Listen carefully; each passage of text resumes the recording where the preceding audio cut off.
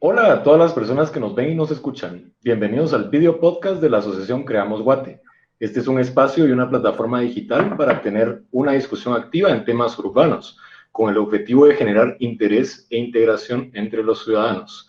Estaremos abordando temas relevantes de ciudad y tenemos invitados expertos en diversas áreas que nos ayudarán a tener un diálogo que nos permita ver la ciudad de una forma más integral. Para el episodio de hoy, Zonas de Desarrollo, tenemos a dos personas expertas que nos van a acompañar en este diálogo. Ellos son Sara Comparini y Sergio Herrarte.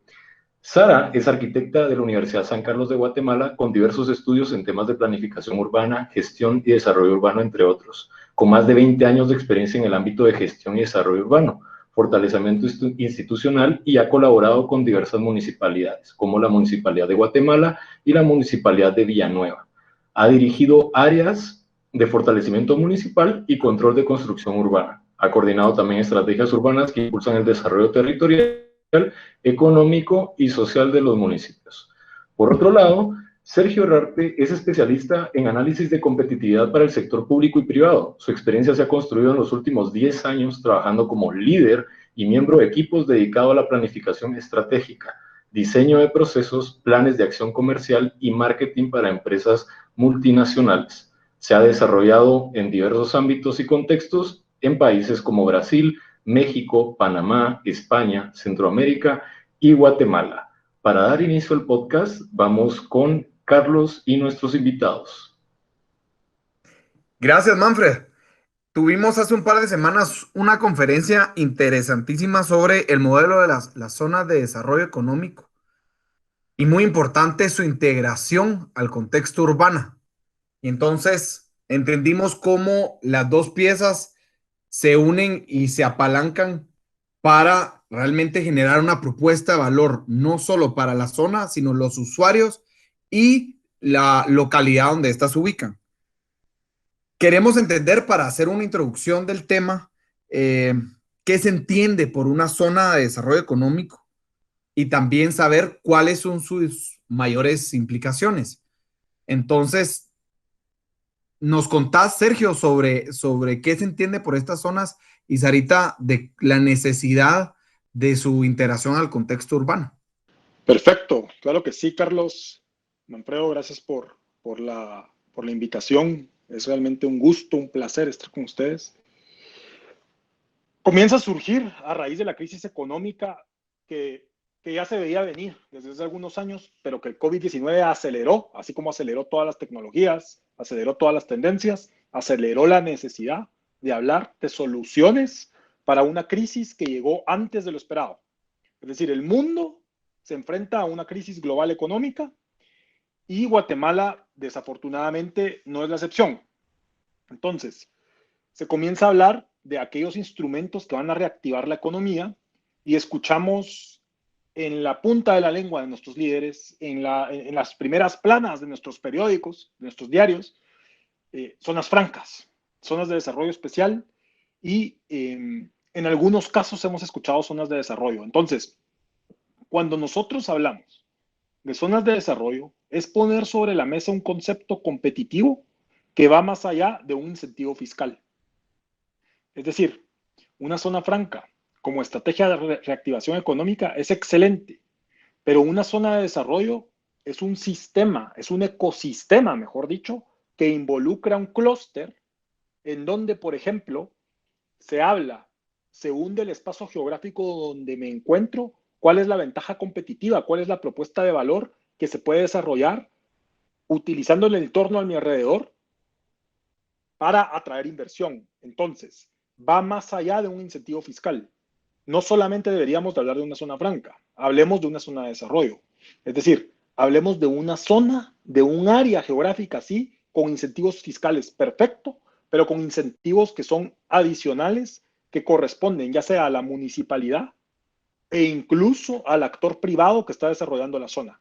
A eso nos referimos con zonas de desarrollo. Nosotros en la conferencia que mencionaba Carlos mostramos una fotografía en donde se compara el concepto de zonas de desarrollo de Costa Rica y el concepto de zonas francas de Guatemala. ¿Por qué es importante salir incluso conceptualmente, salirnos del tema de zona franca y del tema de zona económica especial?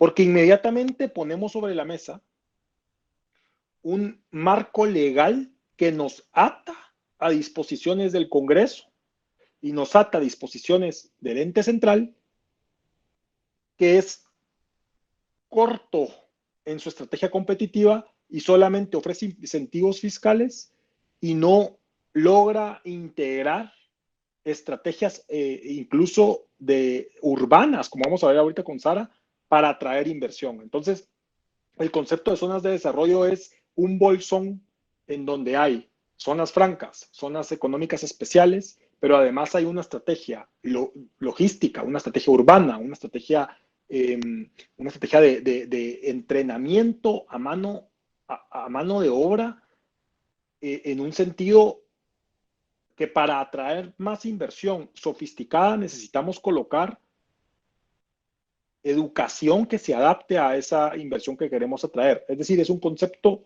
holístico, integral, sofisticado, complejo, competitivo, que busca ir más allá de un incentivo fiscal nuevamente. Entonces yo con eso termino la definición de zonas de desarrollo y pues eso sería básicamente hablar de un modelo competitivo. Mencionaste, y me gusta cómo se empiezan a amarrar los conceptos del ambiente para generar esas competencias o ese valor agregado y no un lunar dentro de un ambiente, sino que los dos están jugando entre sí y de hecho exponencian sus capacidades. Y creo que Sarita nos va a explicar muy bien cómo el sentido urbano ayuda en este juego, ¿verdad? Sí es, Carlos. Gracias también. Antes de empezar, gracias por considerar este tipo de eventos. Creo yo que vale la pena conjugar todo el tema económico con el tema urbano, que muchas veces se ha agarrado aisladamente y nunca se integran. Y creo que el abordaje que ustedes le están dando es especial e importante. Y un poco sumándome a lo que decía Sergio, él mencionaba perfectamente lo que es una zona de desarrollo. Y cuando habla de esa zona de desarrollo y habla que es más que un incentivo fiscal, lo que se quiere en esas zonas, vale la pena detenerse a pensar que esa zona de desarrollo va a interactuar con la ciudad de una u otra manera. No es un punto aislado, mencionabas tú, Carlos, no es un punto aislado en un territorio que funcionará solo. Necesita de la ciudad para poder funcionar. Y es ahí donde las municipalidades tienen muy ingeniosas y muy creativas para crear esos incentivos que vayan más allá de lo fiscal. Y cuando yo hablo de infraestructura de ciudad, conectarlas, crear acceso a la población que pueda ser fuente de trabajo o mano de obra en esa zona de desarrollo, ¿verdad? Entonces, a la ciudad tiene un reto muy importante cuando se piensa en colocar una zona de desarrollo. O sea, no podemos pensar que van a actuar aisladamente, se complementan. Una de la otra y la otra necesita de la zona de desarrollo y es lo que no podemos perdernos de vista. Entonces, al hablar de la zona de desarrollo tenemos que hablar de un territorio. Debe ser gestionado de una manera sostenible y estratégica para promover esas zonas de desarrollo. Fantástico. Gracias, Sara y Sergio, por esas definiciones. Yo creo que de alguna manera pues nos ponen bastante bien el marco sobre el cual se manejan las zonas de desarrollo y súper claro y clave lo que ambos dicen sobre lo integral que debe ser. Suena como que si esto debe ser como un ecosistema, ¿no? Y de qué manera generamos ese ecosistema. A mí me llama mucho la atención lo que comentaban de los temas de incentivos fiscales, no solamente verlo de esa forma, sino eso cómo aterriza al suelo, al territorio, o sea, así como se hace con temas en papel, cómo eso se traduce en tema físico y en tema ambiental, y cómo esto se traduce y se va logrando traducir en desarrollo, en calidad de vida, en todas estas mejoras que de alguna manera tienen que funcionar simbióticamente con la ciudad. Y en esa línea, me gustaría que de repente pudiésemos hablar sobre algunos referentes nacionales o internacionales que ustedes tengan a la mano o que pudiéramos expresar para que nuestra audiencia pueda como conocer sobre ello. Sí. Y es una buena pregunta. A ver, aquí dijiste varias cosas que son importantes. La primera, el primer antecedente internacional que tenemos, en donde nosotros tenemos que salir de una conversación de precio y pasarnos a una conversación de ventaja competitiva, es la siguiente. La ventaja logística que tienen todos los países de Centroamérica es el mismo versus Guatemala. Es decir, Nicaragua tiene la misma ventaja logística que tiene Nicaragua, perdón, que tiene Guatemala. Guatemala tiene la misma ventaja logística que tiene Costa Rica. El Salvador tiene la misma ventaja logística que tiene Guatemala. Entonces, ¿qué es lo que quiero decir con esto? Durante años nosotros hemos utilizado como guatemaltecos para atracción de inversión. El concepto logístico es repetitivo, pero no deja de ser igual al de nuestros vecinos. Primer punto. Segundo punto, ¿qué es lo que están haciendo nuestros vecinos? Nuestros vecinos están diciendo, y el país referente es Costa Rica, que está yendo un paso adelante en ser competitivo, está diciendo, miren, que se instale en Costa Rica es probablemente más caro que instalarse en Guatemala. Pero le aseguro que los costos hundidos que va a tener en Guatemala van a ser mucho mayores instalarse en Costa Rica. ¿Por qué? Porque Costa Rica ha logrado crear un ecosistema en donde, como explica la teoría de competitividad, si yo me ubico en un lugar en donde hay un clúster armado, en donde ya se construyen microchips y yo quiero hacer computadoras, va a ser mucho más fluido para mí instalarme.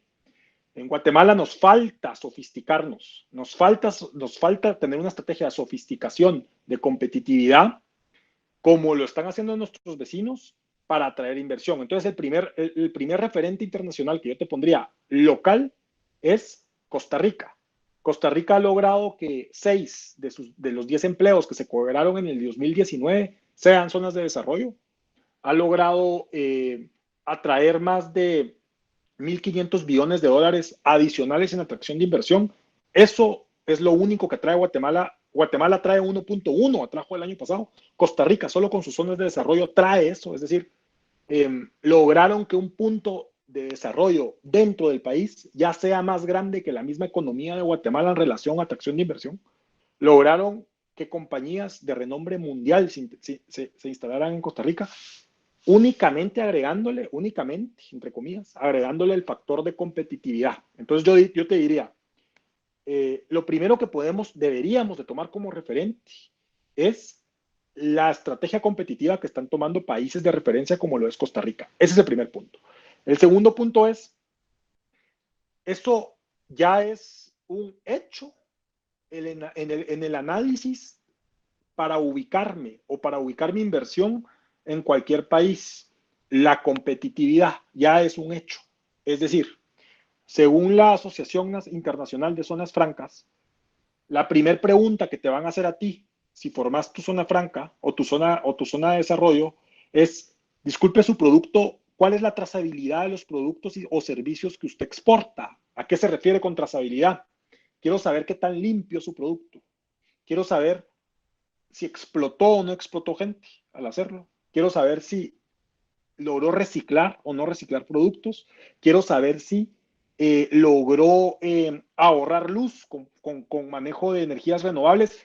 Eso son preguntas de valor agregado, pero ya vamos tarde. Entonces, yo usaría eso como referente. Palabras clave como trazabilidad, economía circular y todo este concepto que antes para nosotros, hace apenas unos años, para nosotros era algo que teníamos que hacer para tener un valor diferenciado sobre la competencia, hoy es un given. Es decir, eso ya sé yo que lo tienen todos. Si no lo tengo es un problema. Entonces, tengo que ir un paso más adelante siempre, entendiendo que ya la forma de hacer negocios marca un precedente importante con las palabras que tú utilizaste, Manfredo, y nuestros vecinos están yendo un paso más adelante con casos de éxito, no viéndolo como competencia, viéndolo como casos importantes para imitar, en donde nosotros deberíamos de empezar a hacer, de igual manera, crear estrategias de competitividad. Cuando yo digo, salgámonos de la conversación de precio, y con esto cierro, es por lo siguiente. Si nosotros preguntamos, si yo le compraría, si Juan y Pedro venden lo mismo, pero al mismo precio, ¿a quién se lo compraría? Y es ahí donde entra todo el análisis de lo que acabamos de mencionar. No necesariamente se lo voy a comprar al que lo venda más barato. ¿Por qué? Porque puede ser que sea el más costoso a largo plazo. Y esa es la idea que quiero dejar sobre la mesa. Gracias. Yo sumaría lo que dices tú, Sergio, que entonces ahí el reto, traduciendo un poco lo que tú hablaste de los otros países y nuestra realidad, ahí es donde yo les digo, los gobiernos locales tienen retos muy grandes y los retos es entender qué necesitan para hacer de sus territorios competitivos, interesantes, que realmente generen esa atracción para que cualquier entidad que quiera desarrollar una zona de desarrollo pueda llegar a tu municipio. Entonces, el reto más grande es crear territorios más competitivos.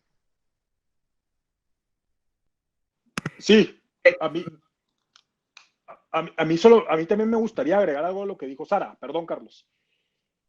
Competitivamente hablando, lo mejor que nos puede pasar como estrategia de atracción de inversión es que las municipalidades no solo nuevamente, entre comillas, compitan entre sí, que encuentren su valor, que encuentren su vocación y generen propuestas de atracción de inversión según sus zonas de desarrollo independientes, pero lo mejor que nos puede pasar es que ellas negocien sus propios incentivos. Y aparte de eso, que ellas mismas, las municipalidades o las zonas de desarrollo independientemente junto con las municipalidades, salgan a hacer sus propias propuestas de valor. Según el índice de competitividad de Fundesa, por ejemplo, el PIB total de Guatemala no compite con el de Panamá, pero el PIB de Ciudad de Guatemala compite con cualquier país de Latinoamérica.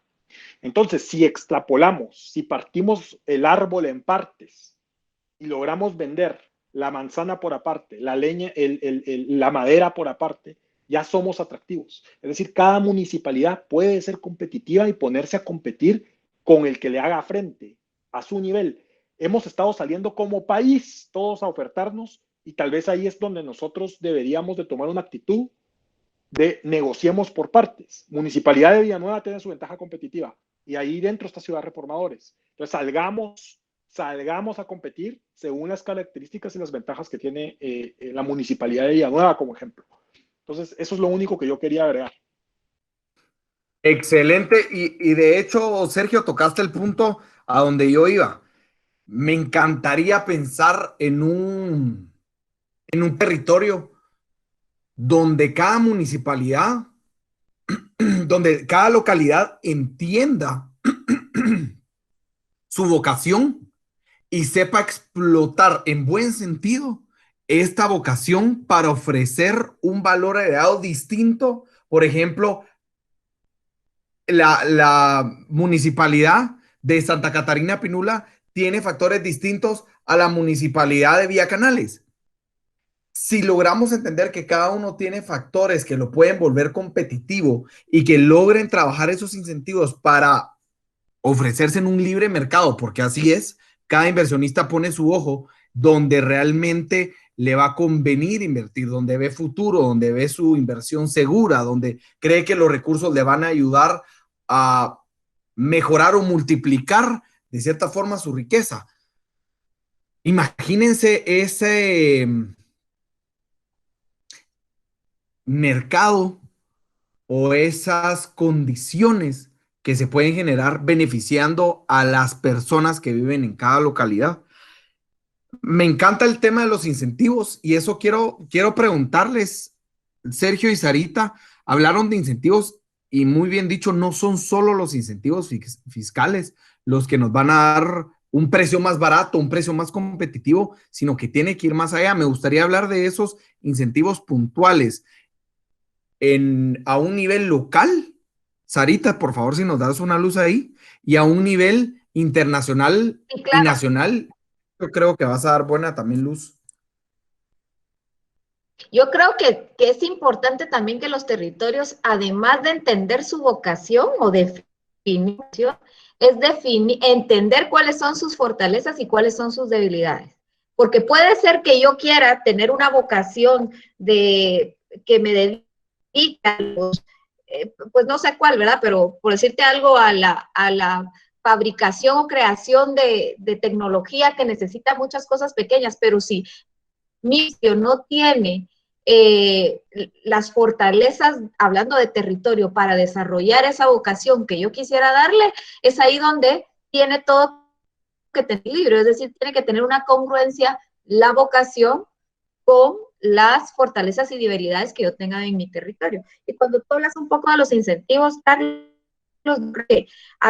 los incentivos fiscales son claves, pero algo que tienen que tener los municipios como parte de sus incentivos es tener servicios eficientes, infraestructura de vialidad que funcione, o sea, tener conectividad dentro del mismo territorio, tener acceso a transporte público de buena calidad, seguridad ciudadana, seguridad en el territorio, tener mano de obra capacitada, y a eso me refiero a que tiene que tener sistemas educativos fuertes, ¿verdad?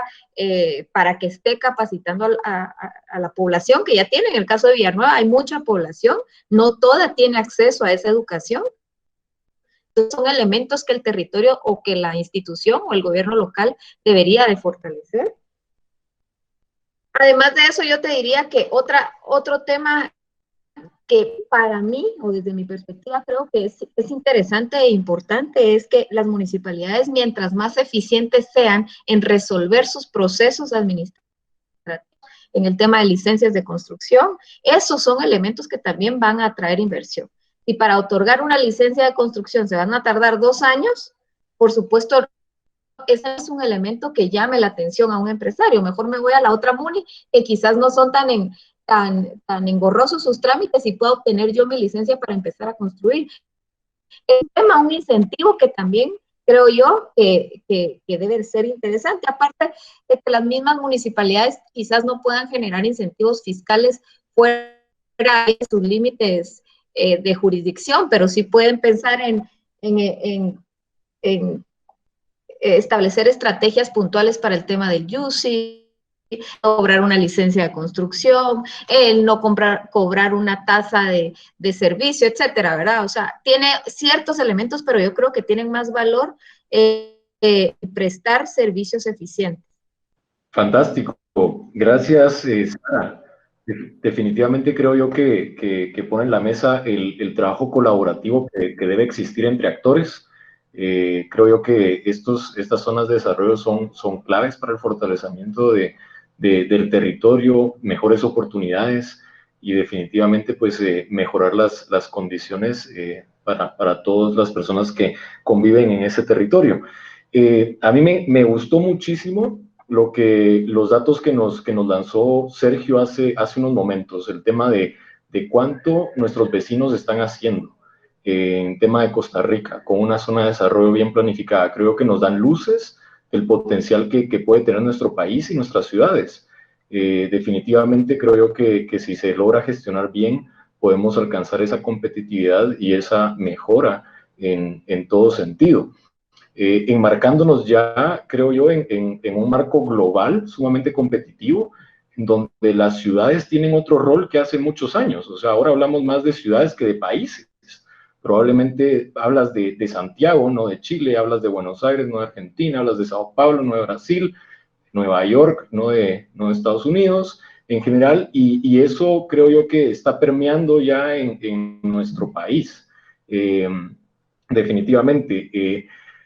A mí siempre me ha gustado mucho el tema de la resiliencia, es algo que pues abordo desde otros ámbitos, pero creo yo que está muy integrado porque viene al tema de conocerse uno mismo. O sea, si mediante yo me conozca mejor, voy a saber cuáles son mis debilidades, cuáles son mis fortalezas y qué es lo que tengo que yo hacer para adaptarme a este mundo global. Un mundo global que está cambiando cada tanto, o sea, cada instante. Lo hablamos también en el inicio de esta conversación. El tema del coronavirus vino a acelerar todo, o sea, son cambios a velocidad luz lo que está sucediendo, y entonces en ese contexto se vuelve más clave adaptarse rápidamente. generar ese autoconocimiento, observar las condiciones y actuar, como bien dijo Sara hace unos momentos, en todos esos aspectos que puedan detonar y que puedan crear una plataforma para que se puedan empezar a desarrollar de forma correcta estas zonas de desarrollo. Y me lleva a una pregunta que quisiera yo hacerles.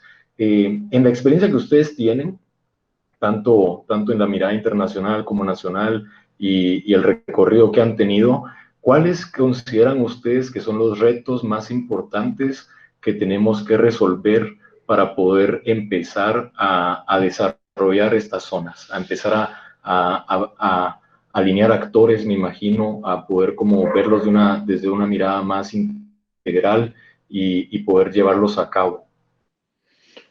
Bueno, Sara, no sé si te doy la palabra para que comiences o, bueno, comienzo entonces. Dale. Es una pregunta que yo creo y quiero comenzar diciendo lo siguiente. Es difícil salir de una visión de emergencia cuando tenés fuegos que apagar en tu casa.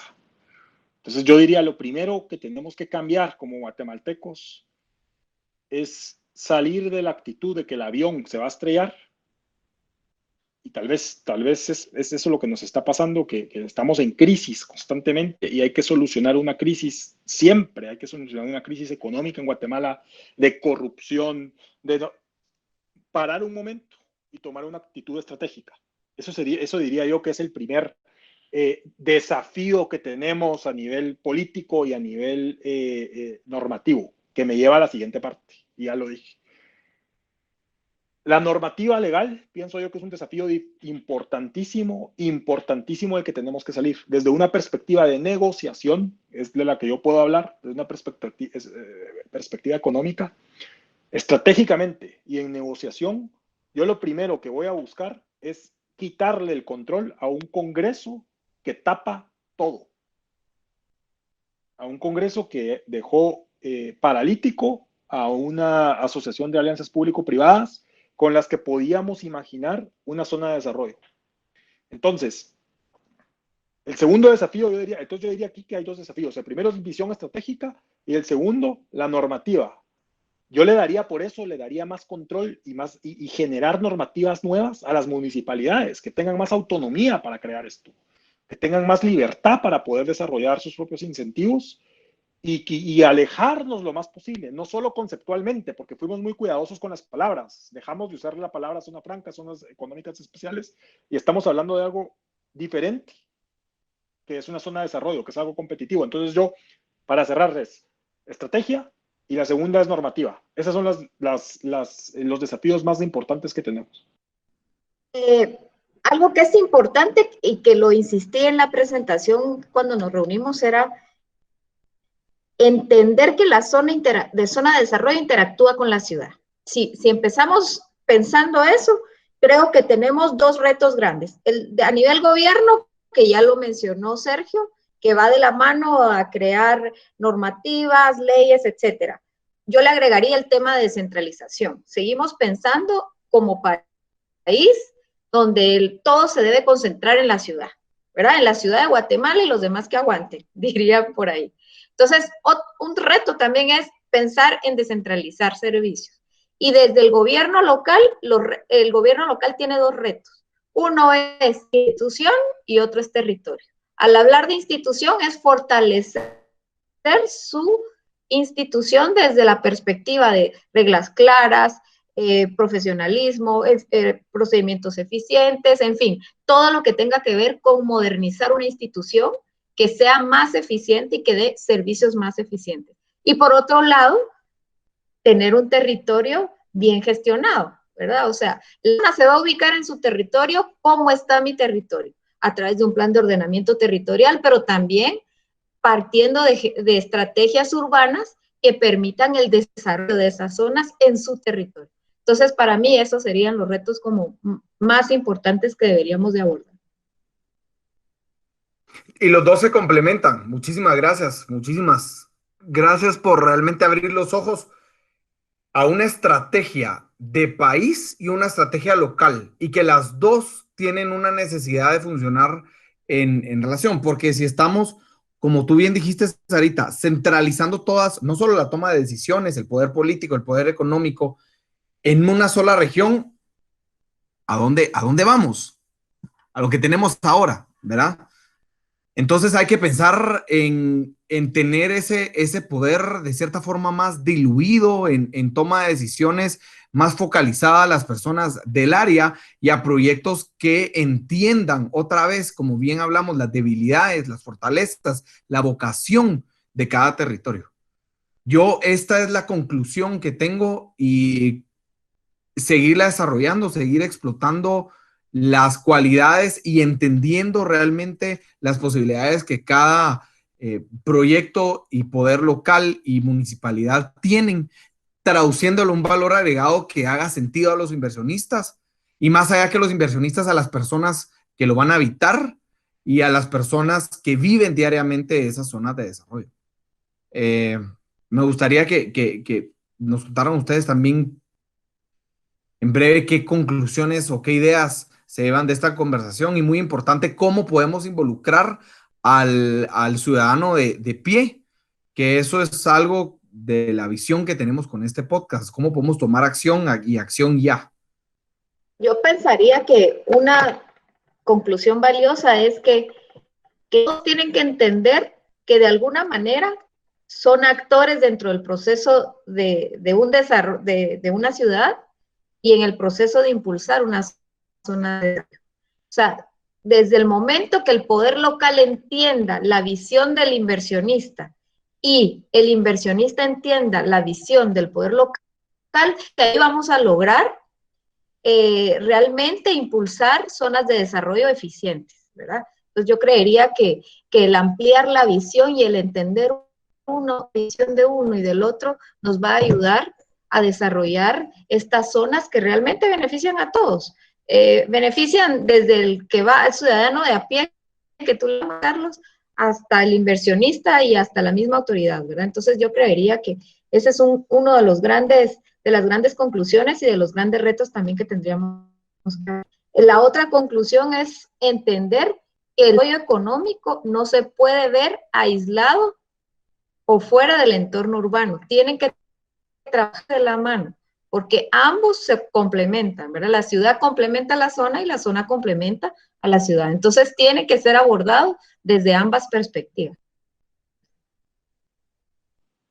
Mi conclusión sería la siguiente. Una, poner sobre la mesa como ciudadano de a pie, como generador de opinión pública, como catedrático universitario, como lo que sea, poner sobre la mesa el concepto de competitividad y exigir a nuestros gobernantes que comiencen a trabajar alrededor de un concepto de competitividad más allá de una solución cortoplacista, como puede ser dar algo simple como un incentivo fiscal, porque ya es algo simple. Eso es lo, y ya no nos sirve. Esa es la verdad. Ahora, hay una cosa con la que quiero cerrar. Vocación es una palabra de dos filos. ¿Podría alguien escucharnos? Y yo he escuchado de altos mandos de gobierno que tienen razón y dicen, no, es que la vocación nos deja atados a lo que el municipio, la zona geográfica puede hacer ahora. Entonces, la segunda conclusión a la que yo quiero llegar es la siguiente. No solamente crear proyectos en vista a lo que el área geográfica puede hacer ahora, sino con vistas a qué puede llegar a hacer. Y entender que cada proyecto que desarrollemos lo deberíamos de visualizar por fases, con una visión, sin perder de vista que Singapur empezó como nosotros estamos ahora y hoy es Singapur. Entonces, la vocación cambia. Yo hoy hago camisas, mañana hago microchips, pero no perdamos de vista que lo que tenemos que hacer hoy es entender lo que podemos hacer con los recursos que tenemos a la mano y necesitamos entender cuál es la propuesta de valor que tiene cada municipio sin perder de vista la visión. Entonces yo quisiera cerrar solo con eso, diciendo, no significa que estemos perdiendo de vista la visión, sino que estamos siendo realistas y tenemos que comenzar a ser competitivos con lo que tenemos. ¿Ok? Eso era lo único con lo que yo quería cerrar y que es mi conclusión. Fantástico, muchísimas gracias Sergio, Sara, por todo este conocimiento y la visión que nos dan.